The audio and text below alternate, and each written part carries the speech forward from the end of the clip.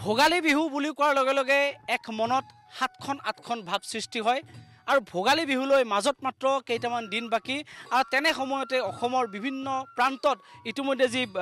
ভেলাঘৰ বা মেজি নিৰ্মাণৰ এক অঘোষিত প্ৰতিযোগিতা আহি পৰিছে বুলি ক'ব লাগিব আৰু ওদালগুৰি জিলাৰো বিভিন্ন প্ৰান্তত ইতিমধ্যে ভেলাঘৰ নিৰ্মাণ কৰা পৰিলক্ষিত হৈছে আৰু এটা সুন্দৰ এক দৃষ্টিনন্দন এটা ভেলাঘৰ নিৰ্মাণ কৰিছে টংলাৰ সমীপৰ হীৰাপাৰাৰ ঘুৰঘুৰি চুবুৰীৰ এই সকল বড়ো জনগোষ্ঠীৰ লোকে আৰু চাওক এটা সুন্দৰ তিনিখলপীয়া এটা ভেলাঘৰ নিৰ্মাণ কৰিছে আৰু মোৰ সহযোগী সতীৰ্থ ভিডিঅ' জাৰ্নেলিষ্ট গিৰি ৰাভাই দেখুৱাইছে চাওক এটা সুন্দৰ এক নান্দনিক পৰিৱেশ বুলি ক'ব লাগিব এটা সুন্দৰ এক দৃষ্টিনন্দন এটা ভেলাঘৰ নিৰ্মাণ কৰিছে য'ত তেওঁলোকে উৰুকাৰ নিশা এক হেঁপাহ পলুৱাই উদৰ পৰুৱাই তেওঁলোকে খাবৰ সমান্তৰালভাৱে এই গঞা ৰাইজে কাম কৰি থকাৰ লগতে এয়া ভেলাঘৰৰ চৌহদত বা ভেলাঘৰৰ প্ৰাংগণত এয়া খাম চেৰজা চিফুঙৰ এয়া সুৰৰ ধ্বনিৰে মুখৰিত হৈ পৰিছে আৰু যিসকল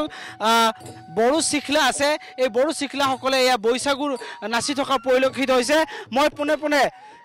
ভেলাঘৰৰ এই সামগ্ৰিক দৃশ্যৰ লগতে এই বৈশাগুৰ যি নৃত্য সেই নৃত্যৰ মাজলৈকে মই সোমাই পৰিছোঁ আৰু তেওঁলোকৰ পৰা কিছু মই মনৰ কথা জানিবৰ কাৰণেও মই চেষ্টা কৰিম এয়া চাওক মোৰ সহযোগী ভিডিঅ' জাৰ্নেলিষ্ট গিৰিনে দেখুৱাইছে এয়া বাঁহী আৰু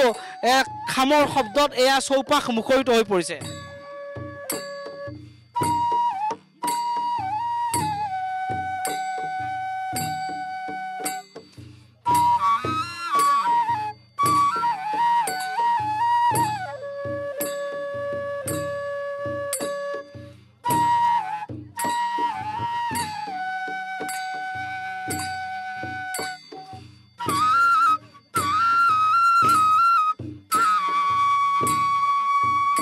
কেনেকুৱা বিহুৰ প্ৰস্তুতি কেনেকুৱা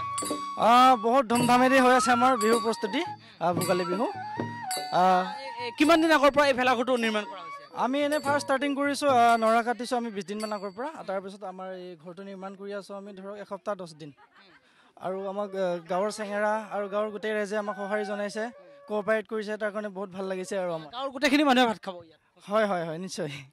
কেনেকুৱা এটা খুব ধুনীয়া এটা ভেলাঘৰ আপোনালোকে নিৰ্মাণ কৰিছে এই অঞ্চলৰ মানুহে বিহুৰ প্ৰস্তুতি কেনেকুৱা বিহুৰ প্ৰস্তুতি আপোনালোকে ঠিকেই আছে গোটেই সমাজখনৰ মানুহে ওলাই আহি মানে উৰুকাৰ নিশা এসাঁজ সুন্দৰভাৱে মানে মাঘ বিহু উদযাপন কৰাৰ এটা প্ৰস্তুতি লোৱা হৈছে আৰু ঠিক তেনেকৈ ঠিক আছে আপোনালোকে সকলো গাঁৱৰ মহিলা পুৰুষ লগতে ল'ৰা ছোৱালী সকলো ওলাই আহি খুব মানে আনন্দ মনেৰে ফূৰ্তিভাৱে মানে এই ভেলাঘৰ সজোৱাত মানে ব্যস্ত হৈ পৰিছে আৰু কাম কিমান বাকী আছে আৰু মোটামুটি আমাৰ ডেক'ৰেশ্যন সজাবলৈ আছে এইটো আমাৰ গেষ্ট হাউচ বনোৱা হ'ব আৰু আশে পাশে অকণমান সজাৱা হ'ব ঠিক তেনেকৈ নিশ্চিতভাৱে আৰু ইয়াৰ কাম কিছু পৰিমাণৰ বাকী আছে বুলি ক'বলৈ ইয়াত এটা সুন্দৰ তেওঁলোকে গেষ্ট হাউচ এটা ইয়াত নিৰ্মাণ কৰিব আৰু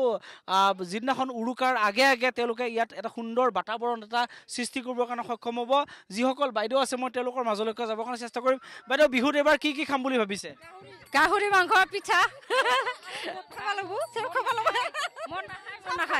মদ নাখায় চুঙা পিঠা বনাব নে খাব লাগিব চুঙা পিঠা গাহৰি কিমান আনিম বুলি ভাবিছে এটা চেংৰা কিটাকে মান আনে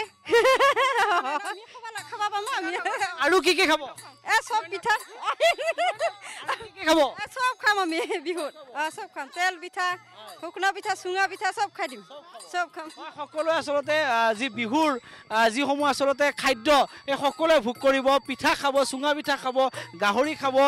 হাঁহ মুৰ্গী সকলোৱে খাব সঁচাকৈ ক'ব লাগিব যে বিহু বুলি কোৱাৰ লগে লগে অসমৰ প্ৰতিটো জাতি জনগোষ্ঠীৰ মাজত যি এক উন্মাদৰ সৃষ্টি হয় সেই উন্মাদে আচলতে এই অসমীয়া জাতিটোক সমন্বয়ত সহায়ক হৈ আহিছে বুলি ক'ব লাগিব কাৰণ বিহুৱে অসমীয়া জাতিৰ প্ৰাণ আৰু গতি গতিকে বিহু থকালৈকে আচলতে অসমীয়া জাতি এনেকৈ সমন্বয়েৰে জীয়াই থাকিব বুলি আশা কৰিব পাৰি